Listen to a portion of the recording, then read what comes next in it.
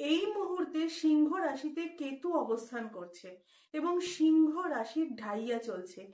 ফলে সিংহ রাশি বা লগ্নের জাতক জাতিকাদের মধ্যে মানসিক চাপ, উদ্বেগ, সংশয় ইত্যাদি বৃদ্ধি পেয়েই রয়েছে। তবে নভেম্বরের 28 তারিখের পর শনিদেব মার্গী হয়েছেন এবং মীন রাশিতেই অর্থাৎ অষ্টম ভাবেই অবস্থান করে রয়েছেন। ফলে সিংহের মধ্যে আধ্যাত্মিকতা বৃদ্ধির সম্ভাবনা কিন্তু থাকছে। তবে প্রেমের ক্ষেত্রে অল্প বিস্তর সমস্যা থাকার কিন্তু সম্ভাবনা এই মাসে সিংহের থাকছে। সিংহের সন্তান প্রাপ্তির জন্য এই মাসটা বেশ শুভ। ফলে হঠাৎ করে মাথা গরম হয়ে যাওয়া, রাগ, জেদ, তেজ, ইগো বৃদ্ধি পাওয়ার সম্ভাবনা কিন্তু সিংহের ক্ষেত্রে এই মাসে থাকছে।